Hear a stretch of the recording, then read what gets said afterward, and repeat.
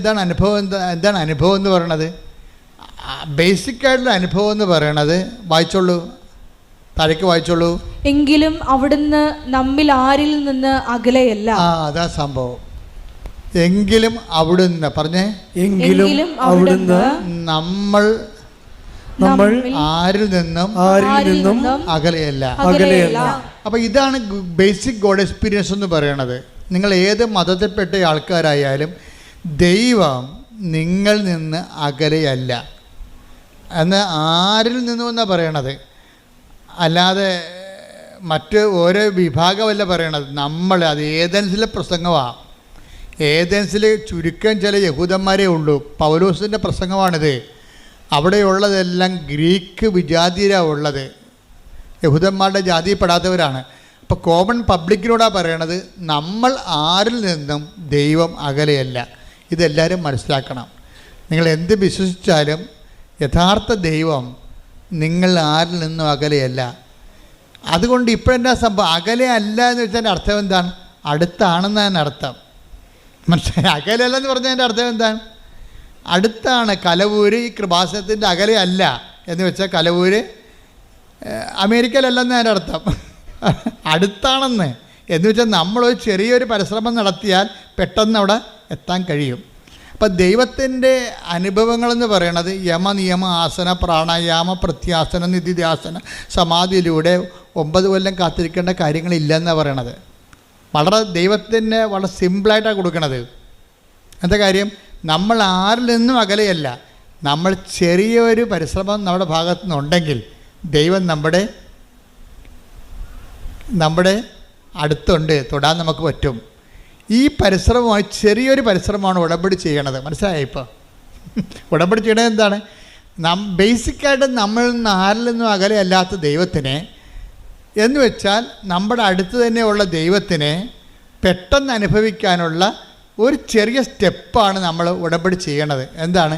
അവൻ പറയണത് പോലെ ചെയ്യുക, പ്രാർത്ഥിക്കുക. കർത്താവായ ദൈവമേ, അവൻ പറയണ പോലെ ചെയ്തുകൊണ്ട് ഞങ്ങൾ ആരിൽ നിന്നും അകലെയല്ലാത്ത ദൈവത്തെ, അടുത്തുള്ള ദൈവത്തെ അനുഭവിക്കുവാൻ നല്ല ഉടമ്പടി സാക്ഷികളായി മാറാൻ ഞങ്ങളെ അഭിഷേകം ചെയ്യണമേ. ശ്രുതികടേ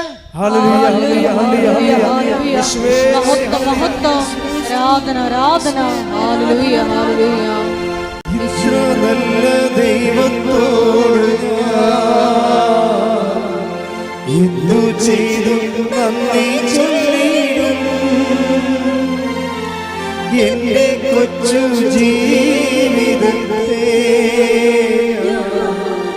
നിന്നെ മുമ്പിൽ കാഴ്ചയില്ല. ഇത്ര നല്ല ദൈവത്തോടും ഞാൻ എന്തു ചെയ്തും നന്ദി ചൊല്ലിടും. എന്റെ കൊച്ചു ജീവിതത്തെ നിന്നെ മുമ്പിൽ കാഴ്ചയില്ല. ഇപ്പോൾ ഹെബ്രായർ 12:17 നമ്മൾ വായിച്ചതാണ്. എന്താണ്? അനുദപിക്കാനുള്ള അവസരം ഏശാവിന് ദൈവം കൊടുത്തില്ല. കാര്യം ചില ആൾക്കാർക്ക് അനുദപിക്കാനുള്ള അവസരം കൊടുക്കത്തില്ല. എന്താ കാര്യം? ദൈവം അവസരം തന്നാൽ മാത്രമേ അനുതാപം തോന്നത്തുള്ളൂ. ഏശാവിന് അനുതാപത്തിന് അവസരം കൊടുത്തില്ല, അയാൾക്ക് ഒന്നും തോന്നിയില്ലെന്നാണ്. എന്തുകൊണ്ടാണെന്ന് വെച്ച് കഴിഞ്ഞാൽ നമ്മൾ വീണ്ടും വീണ്ടും പാപം ചെയ്യുമെന്നും ഇത് ചുമ്മാ ഒരു അഭ്യാസത്തിന് വേണ്ടി IELTS പാസ്സാകാനോ വീട് വിൽക്കാനോ ജപ്തിയിൽ നിന്ന് രക്ഷപ്പെടാൻ വേണ്ടിയുള്ള ഉടമ്പടി പ്രയോഗമാണ്. അല്ലാതെ ജീവിതത്തിൽ ദൈവത്തെ ക്ഷണിക്കാൻ ഉദ്ദേശിക്കുന്നില്ല. അകലെ നിന്നുള്ള ദൈവത്തിൻ്റെ അനുഗ്രഹം അടിച്ചു മാറ്റി വയറ്റിപ്പിഴപ്പിന് ജീവിക്കാനാണെന്ന് ദൈവത്തിന് തോന്നിയാൽ നമുക്ക് അനുതാപം തോന്നത്തില്ല. അവസരമാണിത്, പക്ഷേ നമുക്ക് അനുതാപം തോന്നത്തില്ല, നമുക്കത് ഫീൽ ചെയ്യത്തില്ല. നമുക്ക് ഫീൽ ചെയ്തിട്ടില്ലെങ്കിൽ ആദ്യം ഫീൽ ചെയ്യാൻ ആളാരാണെന്നറിയാവോ? ആദമാണ് ആദ്യത്തെ മനുഷ്യൻ്റെ പക്ഷെ എന്താണ്? അതിന് ദൈവം അവനോട് ചോദിച്ചു. എന്താ ചോദിച്ചത്? പാപം കഴിഞ്ഞപ്പോൾ പാപത്തിൻ്റെ ദൈവത്തിൻ്റെ അനുസരണം, ദൈവത്തിൻ്റെ വചനത്തോടാണ് അനുസരണം കാട്ടിയത്. ബേസിക്കായിട്ട് എന്താണ് ആദത്തിൻ്റെ പാപം?